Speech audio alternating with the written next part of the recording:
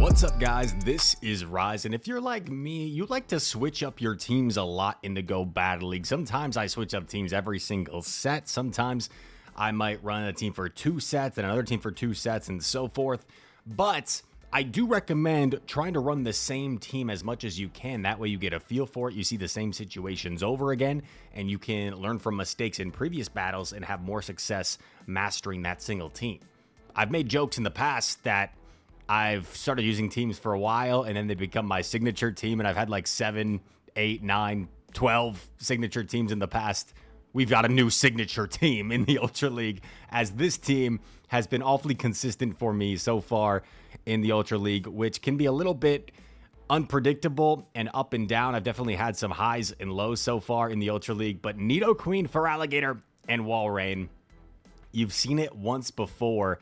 And this team has kind of become my go-to. So we are going to get things rolling here. Nidoqueen into Shadow Feraligatr. And this situation is not the best, right? We do not want to take a Hydro Cannon, that's for sure. So we're staying in. We are dishing out a lot of Poison Jab damage. So that is the one positive here. We are going to throw another Poison Fang. We've already gotten the first shield. Are we going to get both shields here? Yes, we are. So we're dishing out a lot of damage. I'm going to go for a wait and catch, but our opponent doesn't fall for it. Luckily, though, he does throw energy anyway, so he is still expending the crunch energy. I'm totally cool with that. In comes Galarian Weezing, and this is not that bad for Feraligatr. Weezing is going to have to fire off a Play Rough to knock us out as well. So if they don't do that, we are going to get to double Hydro Cannon. Weezing firing off a move here. You got to presume this is the Play Rough. There it is. Going to come back in with Nidoqueen. Unfortunately, I don't think Poison Fang is quite enough here, so Weezing probably will get off a move before going down, which is not ideal, but this should just be a Brutal Swing. So Nidoqueen can take a Brutal Swing, no problem. There it is, and in comes Drapion. We are going to stay in, forcing Drapion to expend energy right away. And this way, we really set up our Walrein. And remember, our opponent is switch locked here. They still have 3 Pokemon available. However, there are no shields remaining. The other 2 Pokemon are very low. We do not have to mess around here. We just go straight for the Earthquake. Now, the Feraligatr still has a little bit of health, so that could be a concern here. Because Feraligatr, we know how quick it is to get to its attacks. And there it is. There's the Feraligatr. He goes for a catch attempt, but we don't fall for it. We have the Earthquake loaded, and that is going to be a GG. He might have lagged a turn there because he had a move, but wouldn't have mattered. I don't think Crunch would have quite knocked out our Walrein anyway. So we get on the board with a Game 1 win, and it's on to the next one. 24-22 is the ELO. Skip to Mylou. Shout out Ray for Alston. We play Josh, Gengineer, Nido into Malamar. Tough lead for Nido. So we're going to safe swap into Feraligatr. And going to elect to take the move. He's staying in. He's going to chip and then go into his own Feraligatr. So this is why Crunch is nice. Sometimes people ask me, Rise, why Ice Beam? Or why not Ice Beam? Why Crunch? Well, it's a little bit nice to have Crunch in the mirror. It's a little bit nice to have Crunch for Tentacruel specifically. So those are 2 reasons why. He goes for the Hydro Cannon, and this is just really awkward, right? Feraligatr, probably should have shielded my own, to be honest, because now this is just a real menace to try and take out opposing Feraligatr. Going to dish out a ton of damage. We have no easy mechanism to take it out. He's going to catch our Earthquake onto his Malamar. I mean, it's not the end of the world, right? We still get to dish out some solid damage to Malamar neutrally, so it's not like he caught it on a flyer. That would have been pretty devastating. Icicle Spear coming through. Nidoqueen's going to be avoiding this Malamar. And we're going to try and get this next Icicle Spear. This is not looking great, though. Foul play. Is there any way we can hang on to a foul play? Not quite. So this is a lot of work for Nidoqueen to try and get through. He actually lets me throw the Poison Fang, which kind of surprised me. Lets me throw the Poison Fang here. Gets the final shield. And I'm thinking, man, that Feraligatr has energy. I got to save a shield, at least one for that. And there's a Weezing. So I'm like, is this still possible? Maybe. But at this point, we're just getting so low. Brutal Swing is going to grab our shield. I throw Earth Power here. Could have done one more jab, I think. But that one extra jab wouldn't have made a difference. We're going to have to take this because we know Feraligatr has a Hydro Cannon loaded. We do get the farm down. We're so close to that Poison Fang, but just too little, too late. And Josh gets the win. And 2-3 set there, but it's a little bit misleading because the two losses in that, the first 2 losses in that set were with a different team. So that team actually went 2-1 in that set because we were struggling with a different team, and we resorted back to the signature team. So we were able to save a 2-3 after starting 0-2 in that set with a different team. 24-01. I think that's the first time I lost to Josh and he did not immediately message me GG. Maybe he learned that I don't like it when that happens, when I get destroyed and immediately get tagged and flexed on. Nidoqueen versus Dragonite. If you guys run this team, Dragonite lead, I typically will stay in and try and win switch because Dragonite teams oftentimes are like win switch, win game type of games. Because they're such an oppressive lead, right? They try to force their way, just brute force their way through the lead, and then try to align things up in the back. I decide to swap in Feraligatr. I guess the reason for this is because the switch timers were so desynced that I didn't want to swap in Walrein and then have like some sort of Walrein counter come in. Because with a Dragonite lead, you got to presume they have some sort of Walrein counter. Unfortunately, Drapion barely lives the Hydro to get off this crunch. That's not great, but we do live it, so that's pretty good for us. And it's Sandslash, so it's not the end of the world. I mean, this is not necessarily a great matchup for Walrein, but it's not a bad matchup either because the non-stab Shadow Claws aren't doing that much. We are only threatened by this Drill Run, and not even 2 Drill Runs, as you see, is going to be enough to knock us out. He's going to need to probably land 3 moves. Go for the Earthquake here. Got to be really careful we don't let him catch the Earthquake on Dragonite. That would be devastating. So we are going to get that shield, and we're over farming. I go for an attempted catch, and I mean, he catches on Dragonite, but like, that's fine. We got to get rid of this Dragonite anyway. So I'm totally cool with this. It does allow his Sandslash to get some extra farm, which isn't ideal, but we're up 2 shields. So at this point, I'm just going to shield everything, right? What else am I going to save my shields for at this point? Shield Drill Run. Earthquake coming through. Now, Earthquake is not going to be quite enough to knock out. It's non-stab. Both of these are non-shadows, so it has enough bulk to live that Earthquake. We got to get to an Icicle Spear here. I'm going to shield, and we're not quite in Drill Run range, so I think we should be okay here. He's got the double Drill Run. Neutral Drill Run coming through. Not enough. Walrein, too bulky, too fierce. Look at those tusks. Icicle Spear is going to knock out Sandslash and give us the win. G to the G. Here we go. On to the next one. Also, check this out. Bonus Coca-Cola Zero Oreo review. Dude, I saw this and I was like, I gotta try it. Well, I've already tasted it. And I just got back from the gym, so I'm extra thirsty. It's like really good. You'd think it sounds gross, right? You think it's gross, Coca-Cola and Oreo. But it tastes just like Coke Zero, with like a subtle Oreo aftertaste. It's so good. It's really good. I like it. You got to try it. Coca-Cola sponsor me. Could you imagine? Little Rise getting a big Coca-Cola sponsorship. That'd be insane. Looks like we got a long queue time here. Long queue time here. We're scrolling. Oh my gosh. Holy cow. Got a sneak preview there. Looks like another Dragonite lead is incoming. Nido into Shadow D-Knight. And once again, we're going to just try and power our way through this lead because oftentimes Dragonite leads, I feel like Switch is really important in order to win the game.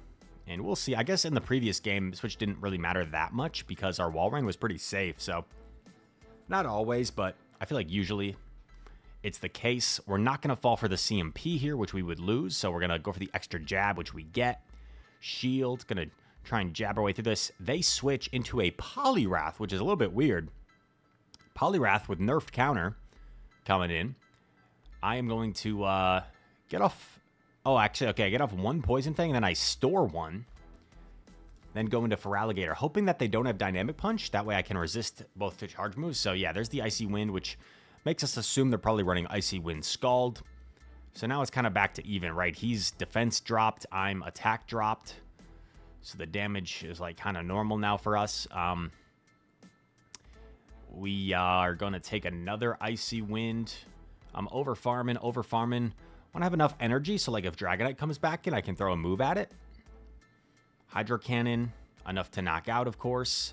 In comes Virizion. I save the Hydro, and I swap Walrein, knowing that he can't really counter-swap Dragonite. And then check out what happens here. We take the Sacred Sword.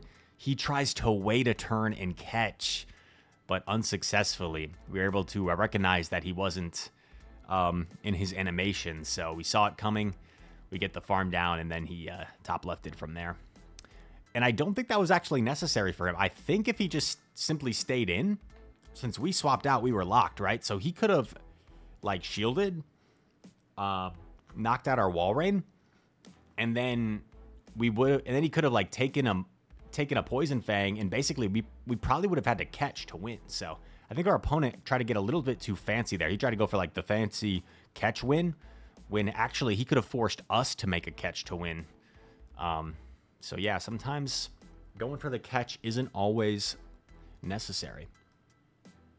Oh, looks like I went a little too far ahead. But here we go. Greninja.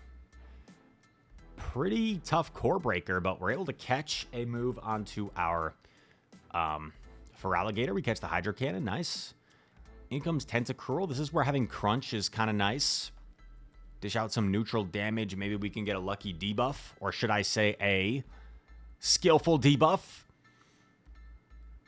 Gonna go for another Crunch here. Getting this off before a potential Scald debuff is very nice.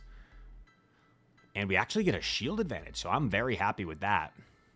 Don't feel like it's worth committing a shield here. This is an awkward amount of health, though, on Tentacruel. I actually aggressively swap into Nidoqueen. Because there's a Greninja waiting for us... Oh, never mind. I was going to say, because there's a Greninja waiting for us, maybe I elect to let this go. But no, I shield it. I go for the Earth Power here because Poison Fang would not be enough to knock out. In comes Greninja, of course. I go for the big Earth Power here. I was really hoping this would land. He's already committed a shield. Maybe he didn't think I had it yet. But no, he's on point. He knew I had it. He respected it. And that's pretty tough for us. Now we're in a bad spot because now I think we're going to get outpaced. So we got to try and go for a catch. And we're unsuccessful. I think our opponent actually waited that time. Really nicely done. And now this Greninja is just an absolute menace. So much energy. Going to be firing off moves left and right. Stores a Hydro Cannon. And then swaps in G-Weezy. So I'm hoping maybe there's still a win con here. Earthquake comes through. Does a lot, but not as much as I need it to do. I need it to put it in Powder Snow downrange, which it's not going to be able to do. This forces me to throw Icicle Spear, assuming he had... if he was running double nuke, maybe I could have got the farm down, but I assumed he was running Brutal Swing. Could have maybe gone for a catch there, but I think at this point, Greninja has the double Hydro Cannon, so it wouldn't have mattered. There's the first. There's the second. Tough, and it's always tough when you when there's like one very clear decision that changed the outcome of a game. So if we had baited the Greninja with Poison Fang, right, theoretically we would have had enough energy to win there at the end. So one simple different decision would have changed the outcome there. Very close game. Well played by the opponent. Let's see if we can skip on ahead. Here we go. Champion Nosh. Nido into Pangoro. We like to see this. We like to see Pangoro. In comes Drapion. So Drapion safe swap. Sometimes you can go for the Earth Power if you want, if you feel like you can sneak it through. I usually like to bait, and I got this successful bait so many times. Someone eventually called it. Was it this person? No. We get the successful bait, but we probably got the successful bait in this situation like at least 5 times before someone eventually called it. Crunch comes through. I like to just go straight spear after the debuff, because what we don't want to happen is, like, with the delay in the switch clock, allow them to get out before we get damage off there.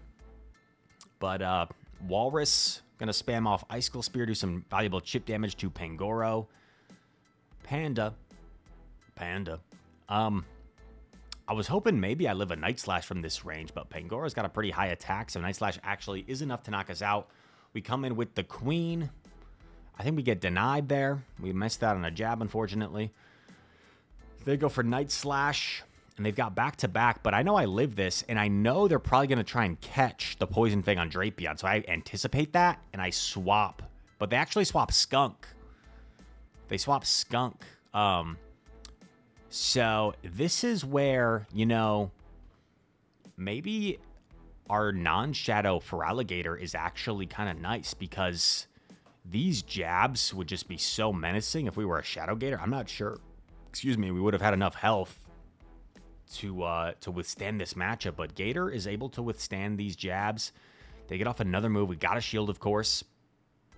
We're going to have to anticipate a potential catch coming up. The switch timer is up. They swap Drapion. I overfarm. I throw on the charge attack priority. Counts were on point here. Able to overfarm slightly as well, only taking poison stings. I overfarm more, and then I use the Poison Fang I have loaded here. In this way, I was able to absorb those Karate Chops, which don't do as much as the jabs. We're one away, and Gator gets to the Hydro Cannon, going to deliver the knockout blow. See you later, says Feraligatr. And we get the dub, man. That was a nice little win there. Lots of dynamic plays, lots of energy management. And that leaves us, I think, with one more battle to wrap up the video. Oh, I saw Clefable lead. That looks good. Clefable is what Nido wants to see. Was it indeed a Clefable in the lead? Finding opponent. Who shall it be? Sodium Hue. This person's always high up on the leaderboards, I believe. And there it is. Nido into Clefable. They swap Feraligatr. We're able to successfully catch our... with our own Feraligatr, the Hydro Cannon, and we get the Shadow Claw through as well, so that's pretty nice for us. Go for the Crunch, and we just want to keep switch advantage, right? If we can keep our Nidoqueen aligned with the Clefable, that's amazing for us. I do respect a potential Crunch here, and it is a Crunch, very nice. I do get debuffed, and I get the farm down, though, so that's really nice. Now I'm going to be able to get off double Hydro Cannon, most likely, which will do a lot of chip damage to Clefable. So yeah, I don't think Clefable can even Fairy Wind down, to be honest, before we would get to another. Well, it'd be close, actually.